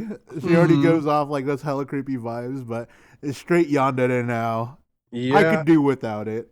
It gets even weirder for her and Jeeb. When the scene after this, she walks in on Jeeb doing something a little weird. A little weird. I get it. Okay. I'll play devil's advocate here. He's a grieving man, He is. It's sad. He lost his twin sister. But, this is the equivalent of wearing her clothes. Yeah, this is first of all, I don't know, this is a great scene. Sometimes, I don't know if people can tell, but, since the time skip, I've kind of been down on Gavv. Obviously, I thought, the stuff with Suga was super cool, and I was kind of let down that it didn't pay off, or it paid off immediately, and then we just jumped to to some new storyline. Right. But still, like, it really impressed me with like writing. And this scene was so cool because obviously, like, since they've been introduced, the twins have been like weirdly codependent. Right. Like the one that was a boy is even dressing exactly like the one that's a girl, And vice versa. and vice versa. I guess vice versa. We don't know. We don't know who was copying whose look. You're right, but they were always together.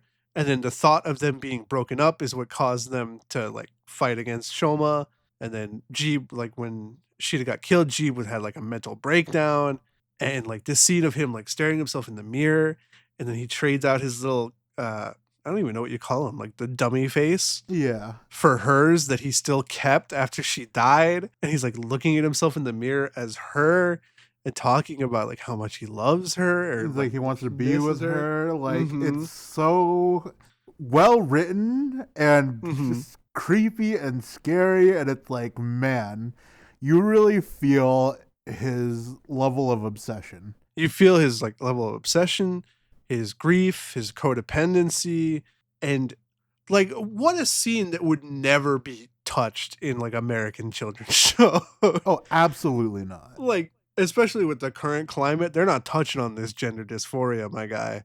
Oh, absolutely not. And But wow. yeah, like this scene, just why are they so good at writing? Why are these writers so good at writing these deep scenes? It's like, why are they so good at writing like characters like psychological, not just breakdowns, but just like like super emotions and like psychological episodes. Right. And then for the main plot, they're just like, oh, what if the president's there? Oh, what if there was a president and he had a daughter?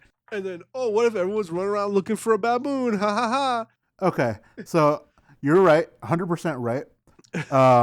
Their overall story writing could use some work, but their character writing, the character writing is crispy, super duper McCrispy. Like the characters are hard carrying the show for me. Like And the you know show is what? always at its best when it's like a character focused episode Right. about like their internal struggles. And honestly, I don't mind that. There are some series that work well with this kind of dynamic. I think Mhm. Kamen Rider does a good job in general with character writing. Most, I feel like directors and producers also do well in guiding the actors to play out these characters. Because honestly, I didn't think much of like Jeeb and Jita's characters or their actors. Yeah. But like watching this scene play out and this obsession play out, the way one actor switches to the other and you still feel the characters, like Mhm. it just works so well. It's very much like recontextualizing something that was just used maybe as kind of like a goof in the beginning. Like obviously when she sacrificed herself for him, it was more emotional. But before that, it was just like, oh, like creepy twins that like dress the same, whatever. And then this scene just completely recontextualizes it. Like, did he want to be her like physically? Is it because he wants to be a woman and that's like tied in with him wanting to be close to her? Like it's just such a awesome wrinkle on what otherwise like before this was a character that they completely forgot in the show. Yeah. For like 10 episodes, Jeeb was just gone doing nothing. And then they bring him back and he's like the most interesting character in the show right now. Yeah, they did it really well. What a play. This is great. Good. This is good fucking food, my guy. Honestly, And I also love that like this is like the deep, dark, like crinkly nugget in the middle of like a wacky, goofy episode where they're looking for a monkey. This is peak tokusatsu when it's like stupid shit going on, and then like 2 minutes you're like, what the fuck? And it goes right back to the stupid shit. See, It's and then so I think we dark. talked about this before too, where Gavv is very like, just like the suit designs, very Mhm. like, very Mid. colorful. Oh yeah. Mid, yes, but very colorful, very like bright. Uh-huh. And then you get these dark, gritty moments. themes. It's crazy. This is like when I was trying to pitch you to watch this show, I was like, it's like Gotchard, but like it gets dark. Like the tone of Gavv overall, I would say is pretty light. It's a pretty lighthearted show. It's very colorful. Shoma's like a big happy guy, but then there's like real fucking dark shit in this. It really is, yeah. And honestly, like that foil, that just Mm-hmm. like the way it works so well. Like I think the issue with Gotchard is it's too bright, all It's too bright. bright. It's all Like, bright. It's Colgate. and I'm sure there are dark scenes in it. I'm Like sure. Like we didn't get that far, we so I'm didn't get that sure far. We didn't really give it that much of a chance. I tried my hardest. Maybe I'll go back to it. I Don't. personally don't like leaving series unfinished, so I probably will go back to it at some point. It's just certainly lower on my priority list. Right. Well, I mean, it's like the whiter whites make the blacks blacker, right? Right. Does that make sense? Yeah. I get what you're You saying. need a good mix of like highs and lows, because that's life. Like you have your great moments in the middle of shitty days, and you have like a shitty moment on your best day, and it just makes everything feel more important. Very true. 100%. And that's why Jeeb is such an amazing character. Jeeb is awesome. They immediately skyrocketed to my favorite from the Stomach family. Please kill Lango and Glada. Okay. To be fair, they haven't really done anything with Glada. No, believe me, I've noticed that they haven't really done anything. Okay, like she's the big, strong big sister, right? Like that's the vibe they've given her. They haven't really developed her. 30 no, episodes in, not a good sign. No, but there's still a chance. Is we didn't even mention at the end, like he's looking at himself as Sheeta, and then Lyselle comes in and she's like, "Are you like? Don't worry, like you look cute like that." Like she just immediately matches his freak. Yeah, she does. But then, like when she comes into the room, she's like, "Am I disturbing something?" Like very playfully. Mm-hmm. It's kind of creepy, kind of weird. Fits her vibes. This scene makes her even better to me. Like before, she's just like a creepy little girl, like the creepy girl who's spoiled and rotten or whatever. Right. But this makes her like, I don't know, like her whole relationship with Jeeb obviously is not good. Like she picked him up off the street and then they just get married.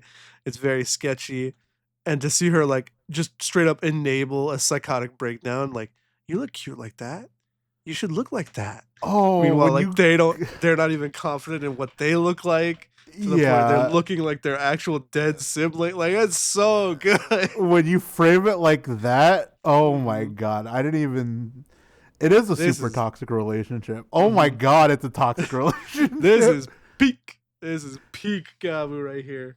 We're back, baby. I said the Suga stuff was great. And then we jumped time skip, and I was like, this kind of not that good. And now this scene, I'm right back on it. I'm on the Gavv train. Yeah, the Jeeb arc is clearly what we needed. Oh my god. The Jeeb arc, hell yeah. Oh, you know what? When they rushed through the Suga stuff and they set up Lango again, I was like, my fucking god! Like, really? We're going back to this motherfucker? And then they swerve me with Jeeb, and I'm all here, baby. Honestly, they built up Jeeb, totally tossed Lango down. Hell yeah! Man is under the bus and he's getting run over. Fuck Lango. He's bitch made. He really is, God. Yeah, they have that scene. I don't know if we're jumping scenes, but eventually Lyselle's at the table, and they call all the siblings, and Lango's standing there, like looking away, and like Glada and Niel were like, "What's going on?" Lyselle's like, "I am now the owner of Stomach Inc., and now my vice president is my husband Jeeb, and I'm demoting Lango to be like our bitch boy collector boy." Yep. And they're like, Lango, is this true? And he can't even fucking look at him, that loser. God, loser Lango. Like, his eyes are dead, no thought in that brain. He's like, I'm a bitch any now. Thoughts. See, but we had any plans. We had the illusion that he had plans. 20 episodes of this fucker being like, we need better part-timers. I'll send a minion. We need better part-timers. I'll send a minion. What? You guys haven't collected enough. I'm going to marry you off. We need better part-timers. Fuck Lango. I'm sick of it. Everyone online being like, was Lango going to be the final boss? No! You can't even be the first boss. This fucking sucks. He sucks. I'm #1 Lango hater on Earth. Oh my god. If he's the final boss, then Gavv is a fucking 0 out of 10. No. Surely they wouldn't do that to us, right? After everything they've done with this good character writing, they wouldn't murder the series like this, would they? I'll say it right now. Like, they could give me a Lango backstory episode and have it be as good as that Jeeb moment, and it wouldn't be enough to save that character for me. No. Okay, come on. What are they gonna explain after 20 episodes? Like, so he has a really tragic backstory, but then he just decided to sit at a fucking table and look at spreadsheets every week. Listen, Fuck off. being the CEO of a company is hard. Yeah, I'll bet, because he's sucking dick at it. They're losing to fucking Shoma every week. Oh, I think man. I'll tell you right now, I'll lay out where this is going. They have Lango in bitch mode and Glata too. They'll probably send Glata over, she'll get killed by Shoma and them. Then they'll fucking make Longo go over, he'll get killed by Shoma and them, probably with Shoma's final form. And then Jeeb will get betrayed by Nyelv, and Nyelv is the final boss. That's what I'm calling right now. Honestly, that sounds good. I would be happy with that. I'd be satisfied with that. That's where I'm at. That's why I would be satisfied with that. That's obviously why I'm guessing it's that. Of course. But if fucking Lango is the final boss, dude, I don't know what they're doing. They hate me specifically. Specific. Oh God. This is also the most we've talked about Lango, because honestly, What am I gonna not say? been an interesting character till now. What am I he still supposed to isn't say interesting. about him? He fucking sits at a table. Remember that one scene where he was walking around in the human world and he walked right by Shoma? Or was it Hanto? I don't remember. No, it was That was Shoma. They it was did Shoma. have a confrontation scene. Yeah, that was the most interesting thing he's done. And that was like 15 episodes ago. Oh God, it really was Fuck 15 him. episodes ago. Oh, but yeah, we did jump. Yeah. Okay, back to the Gavs. They're looking for Monkey Man. They end up at a bathhouse because they're Oh, well, Hanto has a really cool method of how to find him. yeah. Like, because Hanto is an investigative journalist. It's cool that he gets to show off like his detective skills. Right. So he's like, let's retrace it as if we just won the basketball game. So like they go buy like an ice cream at the Kombini, and Sachika's like, they just saw him here last week. And then they're walking, and she's like, there's a bathhouse. I would take a bath.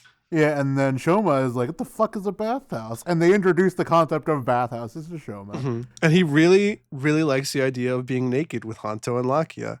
But unfortunately, they have their tummy gears, so they can't. Yeah, but basically Hanto gets in. He's ready to take his clothes off. Dude's like, all right, it's like 500 yen. Honestly, pretty good price. Literally, the guy at the counter is the Monkey Man. Yeah, he's just casually running a bathhouse. And he's like, oh, fuck. He's like, well, my business is fucked. Yeah, so he turns monkey mode and he runs out, and Shoma and Hanto chase him.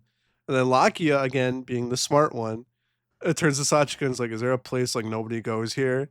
And she's like, Honestly, yeah, the boy. Yeah, he did the same shit when finding the bitter Gavs. And he's a man with a plan. He knows it's cool. He has his priorities straight. Yeah, I think it's cool that like the cool tempered one is also not the smartest one, but like the cool tempered one is like the one that thinks more about other things, whereas the other two hotheads. Well, I think like if I had to organize it, like Hanto's the hothead, right? You know, Laki is like the cooler tempered one, yeah, and then Shoma's like even tempered, yeah. So I think I don't know, character dynamics. It's cool. It's good writing. Yeah, they're a good team. Yeah. So Sachika leads him to the boiler room. Ba-da-da. There's all the acrylics, and I didn't notice this before, but the acrylics are different colors, like the people ones. Some are yellow and some are red, and I'm wondering if like it's based on the emotion, because you know that Granutes want to capture people when they're happy, right? Right. Because that makes them taste good. So maybe like regular happiness is like yellow, and then like super happiness is red. Are you like a SSR human press, or are you? That's a possibility, but also maybe it's a coincidence. Honestly, I would love to think that they had thought that deeply about it. I don't think they did. Like, because, you know, we talked about how their character writing is great, but their story writing could use some work. I think this is the story writing. I wonder if they've ever reused some human acrylics. Because like obviously they show like the ones of the characters for the current episode, like they zoom in on Right. that one. But I wonder if the ones in the back are just ones from earlier episodes. I think it'd be funny. I I wouldn't mean, be surprised. yeah, from a production standpoint, it just makes sense, right? Yeah. It'd be the smarter thing to do. Here's I'm just gonna throw this out there. I think it'd be really sweet if like everyone who worked on Gavv got a little human acrylic of themselves. I think Oh, that'd be a yeah, fun that'd like be cool. yeah, like a fun little wrap party present. I think it'd be cute. And because like it's supposed to be of them happy, like they're all just smiling. You know, Yeah, like like they all took a picture smiling and they all just made acrylics of them. yeah, and then they each get their little tongue wrapped acrylic. Yeah. I think it'd be cute. Very cool. Yeah, so and then an agent, one of Longo's agents, is there to collect the acrylics. So Vram fights him. We cut back to Shoma and Hanto, and they're a tag team on this Monkey Man. Yeah, they start base form, and I think we pointed to this at last episode. Hanto is back to using Choco. Yeah, Hanto is using the Valen Buster still. So I mean, I guess it was like Dente said, where he just had to go back to the Shoma Gochizos, and then it's fine. Yeah, or like because he had been too tired out, he just needed a rest. And, you know, after the time skip, he's back to full form. Yeah, it's 2 months, yeah. It does mean that he has to carry around 2 drivers on him, which is funny. Because if he wants to go super mode, then he needs the Rastrum gear. Right. Huh. Yeah. And the Valen Buster is pretty clunky. He does. Well, here's my thing. Like, they're fighting the Monkey Man. He's pretty beat down just by Zaku Zaku chips and like regular Chakodon. Yeah, that's true. And then it feels like they go super forms to flex on him. Yeah. For no reason. They just both go their stronger forms and beat the crap out of him. I mean, to be fair though, it is really cute. They're both using their ice powers together. They do their final move together. Yeah, they do their boyfriend Twin Rider kick and blow him up. God, Shanto fucking ship sailed. It's ship sailed, bro. I mean, next episode we're kind of hinting at Hakia. Is that what we're gonna call it? We're working on it. We're kind of hinting on Maybe they can't be shipped together because their names don't work. We'll see. But yeah, we're kind of we get some more dynamics. Oh, and then I think at the end is when they do the bitch Lango scene. Yes. Where they're at the table. That fucking table. I will point out that we haven't gotten this for a while, so it was interesting seeing it again. When they're facing off against Monkey Man, Chomba is like, "Hey, give up the treats or we'll fucking kill you." Oh yeah, he brought back his old like closing line. Well, he brought back his closing line, but he pauses and looks at Hanto next to him. And he's like, "Or we'll kill you," instead of "I'll kill you." So it's like, oh, it's cute. Yeah. And then they're back at the apartment, the Happy Pare place. Yep. And Hanto and Laki are arguing like always. And Shoma's got like a big goofy smile. He's like, "I like teamwork." And it's very cute. Yeah. Like this is what we're talking about. This is like the Kamen Rider Feel Sentai coded. This is a Sentai ass scene. It's very cute, very wholesome, and honestly, like just the character dynamics between them as a team, very well written. More hats off to their character writing. Yeah, they're a very well-rounded group for like a team, especially. Yeah, and I think that's cool because it's cool. Yeah, and we'll get 15 to 20 more episodes of them working hard together. Hopefully we're done with the group splitting up and getting back together over and over again. I honestly don't think they have any more time for that. Like 15 episodes isn't a lot of time. That's true. Well, I don't think there's any way it ends at 45. I think we're at least getting like 48. Okay. I guess that's fair. I would say. But I mean, you're right. Like, I guess we'll get into it next episode. There's a one way they could break up the team again. No, there's no way. We'll jump into it. Gavv 31. We see, they're again, Lakia and Hanto are arguing at Happy Pare. Lakia grabs Hanto by the pussy and throws him to get through the wall. God, that scene, just the way he reacted when his ass got grabbed. Yeah, it was very, it's funny. I liked it a lot. It's a funny moment. Yeah, very true. Very ha-ha hee-hee. Yeah, but we do see Hanto continuing to investigate Shoma's mother against Shoma's consent. Which, again, if they're going to break up Shoma and Hanto a fucking third time, it's not impossible that this would do it. Fair point. I really don't want it to happen. I feel like there's got to be. I mean, if they're investigating the disappearance of Shoma's mother, right? Like, sometime in these last 15 to 20 episodes, they have to address Shoma's human family. His human what? His human family, like. Oh yeah, his like extended family. Yeah. Yeah, I mean, he very much could have like grandparents or like uncles. We don't know. Again, we don't know how old she was when she got taken. Right. So that being said, if that's what they're doing, they definitely don't have time to split the group up at the time. I guess we'll see. But Hanto managed to track down Michiru Inoue, except it's not Shoma's mom. It's a random dude who disappeared 2 weeks ago. Yeah, I did write down Shoma's mom was transgender before I saw the 2 weeks. So turns out not the same person. No, we can explore transgender details with G, but we don't have to do it with Shoma's mom. You know what? There's a lot of transphoria, or is it transphoria? What is not transphobia. Dysphoria? I think I'm mashing trans and gender dysphoria together. Yeah. There's a lot of it going on in Gavv, you know? There is a lot going on. More than any other toku I've seen. Kinda. Oh, yeah. Yeah, but then... Actually, Gavv is just a lot going on in general. Like, I didn't think too much about it. There's a lot of moving pieces right now. And I guess it's also in the same vein, like, that's how they designed the past few episodes. Because we talked about it before as well, where it's kind of like episodes before felt like they were just kind of ending while multiple things were going on. Yeah. And then you're just kind of contextualizing it now, and I'm just realizing it because I am slow as a motherfucker. No. Oh, we forgot to bring up in Gozyuger that you barely got the engage pun. Oh my god, that you're getting engaged. I was like, yeah, like seriously? Shut the fuck up. But yeah, Hanto being Hanto, he's still going to help out this lady looking for her husband who has the same name as Shoma's mom, which is a little weird.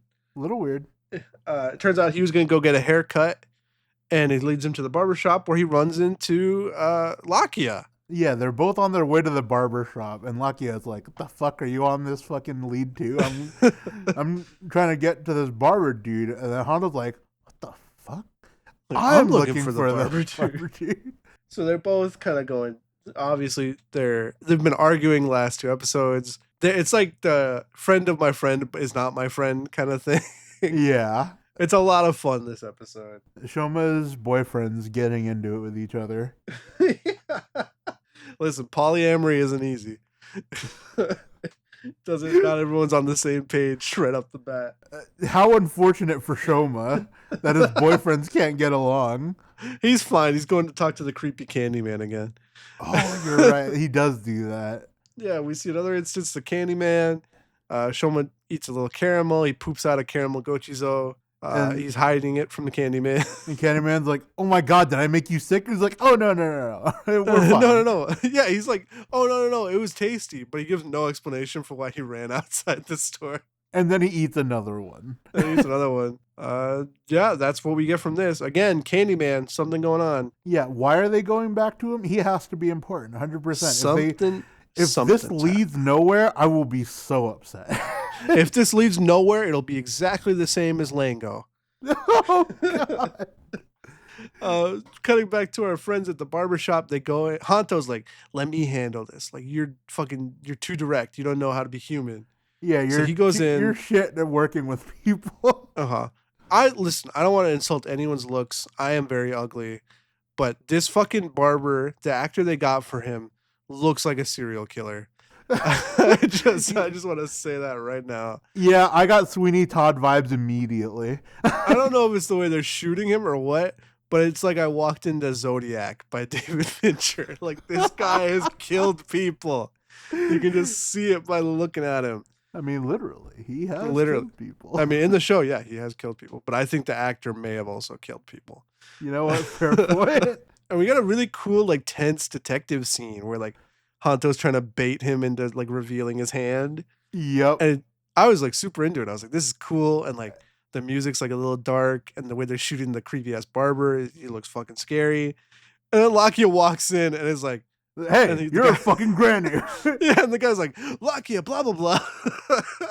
Lakia Amalga, the fucking guy on the wanted poster. Fuck me, am I right? Yeah, it's again like this episode's a lot of fun. This is a great setup and payoff. Like they're making it so tense, and then Lakia finally storms in. And it's like, oh no. Honestly, just another character moment. Just like you see the dynamic between Hanto and Lakia, and just like the different ways that they handle things and how it clashes. Very good character writing. They are. This episode made me really like them as a duo together. Again, yeah, it's kind of cute. You could ship them. I'm just saying. Personally, in the show, like Shoma and Hanto makes more sense to me. But if we're just talking about shipping overall, I do kind of like these two. Like, I kind of go for like clashing personalities that banter with each other more than just two friends. That's fair. You know what I'm saying? You know what? I'm all about the throuple. It could be. You know what? Sachika, she's their mom and they're a throuple. She's their mom. God damn. Yeah, the barber is a praying mantis guy. I don't know. I mean, he's got knife arms. He's a barber. Makes sense, I guess. Yeah, I guess. Oh, I didn't even put that together. Yeah, that's fun. He spits on them. Yeah, this is where they go off the rails. He fucking spits on them, and it gets them stuck together. Fucking handcuffed. I will say, like, of all the bugs that like spit like goo, praying mantis not high on the list. I'm gonna have to look that up. There's no way praying mantises actually do that. Yeah, I don't think they're really known for spitting like sticky stuff. But whatever, maybe it's like liquid rock that the Granute ate. But he makes like a wasp nest kind of thing around their hands, and they're handcuffed together. And they do something that I forget about a lot, is that the Granutes have like super strength. Yep. And Lakia and Shoma have super strength. So he's just fucking dragging Hanto around. Which is fucking hilarious. I love it. He throws him like with one arm. It's great. I know. God, I keep bringing it up. I know you haven't seen JoJo, but there's a moment where they're fighting someone with magnet powers, and they make two of the guys be magnetized to each other. That sounds amazing. They're trying to chase her around town, but they keep getting stuck to each other and other things. And this reminded me of that, like a little fun, little sticky adventure. That's kind of cute. Yeah. At one point, like one of their crotches gets stuck to the other one's butt. Oh no! So it looks like they're fucking. It's great. Not the gay jokes. So they can't get this goo off. They take it to Sachika. They're like, hammer chisel doesn't work. Chainsaw doesn't work. Sachika owns TNT. And they're like, what are you, fucking stupid? Yeah, they're like, whoa. How else is she gonna get nothing else works.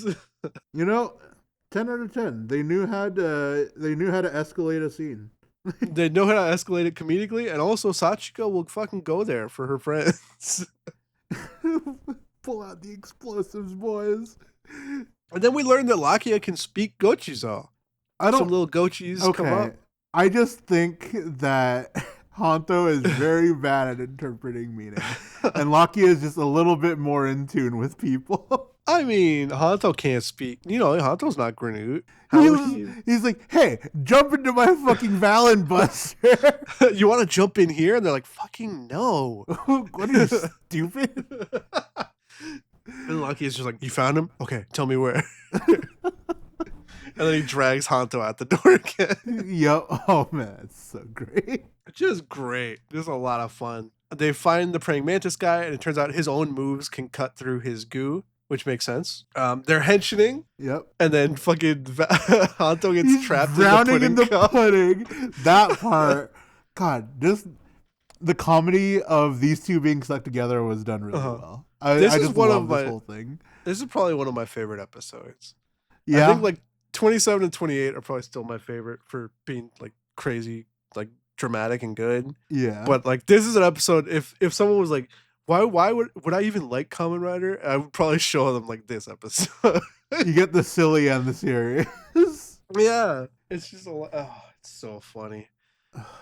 But yeah, so they each go to their base forms and they're fighting while still being stuck on one hand. But then they get cut free by the praying mantis guy. And they're like, oh shit, we're free. And then they get stuck together again. They get stuck together again. Well, first they like look at each other like, huh, we're free? And then the praying mantis guy is like, oh shit.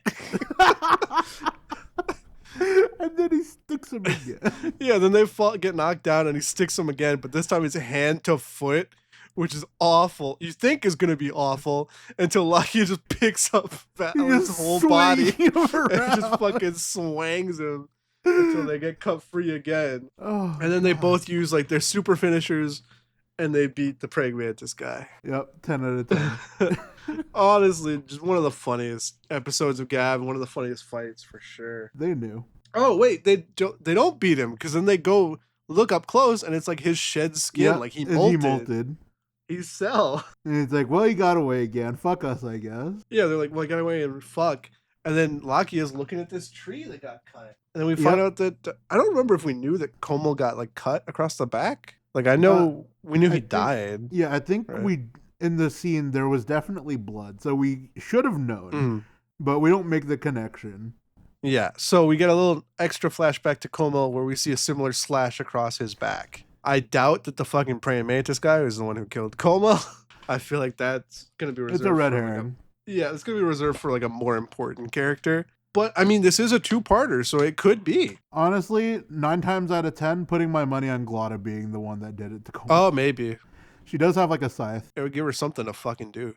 Oh, but I mean, I think you're right. It is a red herring because this is a two-parter, but even if they revealed that he's the one who killed Komel, having the first half of the two-parter be this fucking wacky, goofy episode, I think would be not great. Yeah, very true. But hopefully, I think we're going to get some more, obviously, some meshing with Hanto and Lakia from this scene because they're both there looking at the tree. Yeah. I think Lakia is finally going to open up a little bit to Hanto. And then Shoma. Yeah, we didn't mention it. What's her name? Lizelle went to an antique shop and she's like, what? I have to pay for things? Like, what? And then she's like, kill him, butler. And then the butler gets to work right quick. Yeah. The butler who just appeared was not with her when she entered the shop. I don't know if he can come out of like a hole or something, or because he's walking around like not like in human form like her. So people would be like, what the fuck is that? Damn, that's a sick cosplay. No, that's different than a cosplay. Even in Japan, people will be like, what? Nani? What? Yeah, fair point. He looks like a monster. But he shows up, he kills the antiques guy. Shoma hears his screams, and he's fighting the butler a little bit. And then he realized, oh man, this butler guy, pretty fucking strong. Yeah, the butler's got hands. Turns out, even better than Lango's minions are the president's minions. Yeah, and you don't find out it's the president's minion until Lizelle shows up, and she's like, oh yeah, that's my dad's minion. He's cool. Mm-hmm. And does she ask to talk to him or something? She says, I forget how they exactly ended it. Well, I mean, she's just kind of like, I want to see more of you, I think it was, kind of deal. Something like she calls off the butler. Yeah. He's like, we gotta go. Oh, she's like, hey, come with me. And then that's where the episode ends. Oh, that's right. Presumably, I wonder if it's going to be like to meet Jeeb or the president or what. I don't know. Well, I mean, assuming that she's doing everything for Jeeb because she loves him-ish. Loves is an interesting word. In her own way. Yeah, in her own way. She's probably bringing him to Jeeb and be like, hey, I got your guy for you. Fucking kill him, probably. Oh, maybe. I hope not, though, because I feel like that'll be the end of the Jeeb story, because there's no way he's killing Shoma. Oh, that's true. And I think that they always do this. They always do this. They set up something so interesting, and I'm like, that's awesome. And then the next episode, they just resolve it right away, and I'm like, could have stretched that out. Now what are you going to turn back to? All you got is fucking Lango. So God. I hope it doesn't go that way. Is this another set of episodes where it's like, but it might. From the past couple of podcasts, you've had your opinion flip on whether or not you were excited for the next episode of Gavv. I've been run through the emotional gambit of Gavv in this past few weeks. I've had high highs and low lows. And honestly, maybe that's for the best. That's what makes the series interesting. You know what? That's good. You know what? That's good TV, right? That is good TV. At the end of the day, it's all about making you feel something, even if it's anger or frustration. I mean, we've seen other shows that have made us go through the gamut of emotions. Oh my God! No, You say that, but I think Riverdale was only like every negative emotion I cycled through. I don't think there was ever a positive moment in our entire Riverdale watch along. No, that's not true. There were definitely moments where like, damn, this is goofy as fuck. You know what? Was it season 6? Was that the fucking Rivervale? Yes. I do That believe whole it was season was the best season. because it wasn't real. If you're listening to this podcast and thinking about watching Riverdale, don't. But But I'm glad we're both on the same page here. If you do, season 6 will be your finale season. Yeah, You don't need to watch worry past about season 7. 6. Season 7 was such a fucking waste of time. Oh, I'm still God. mad about it. Season 7 was a waste of time, and season 8 was a fever dream. Wait. I thought 7 was the last one. No, there were 8 Was there seasons 8? of that show. I swear there were 8 seasons of that show. Okay, whatever. If you're watching Riverdale, stop after the funny season where Cheryl blows up the comet. That's your finale. Don't watch the season after that where they're back in the 50s. That season sucks, and it's the final one. Tokusatsu, where we have opinions about Tokusatsu and Riverdale. And wrestling. And wrestling. Wrestling, Tokusatsu, and Riverdale, baby. What more do you want? We're giving you everything. This is the drama that you need in your life. It's not anime. Like you would think like of anything else to talk about on the Tokusatsu podcast, like maybe anime. No. No, it's better than anime, Yeah. baby. Here's We're our live anime. action here. Here's our anime opinions. I don't fucking watch it anymore. Fuck, you're right. Neither of us watch anime anymore. Yeah, I haven't watched anime in so long. Oh god, that's because we're toku pilled. That's because we're it's because we're toku pilled boomers. All right. I don't have anything more to say about Gavv. I have a lot to say next time, I'm sure. I'm sure, but you know, these past couple of episodes for Goju and for Gavv, good set of episodes. Definitely, This is a good batch. Yeah, definitely makes me excited, more excited. I'm always excited. You're not always excited. I'm always excited. Yeah, sometimes it's homework. Regardless, Last episode of ours, we had like a mixed bag where it was like we liked the first episodes and then we didn't like the second ones. yeah. I think overall this one was like I think I liked every episode we've seen in Oh yeah, for this sure. recap. Despite I the hope- trauma that I went through, I enjoyed it. Oh yeah, well I don't enjoy that part.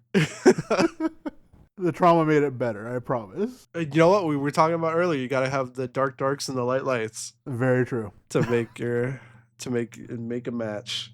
Oh god, that's Tokusatsu, baby. That's Tokusatsu, baby. I don't remember who ended the last one.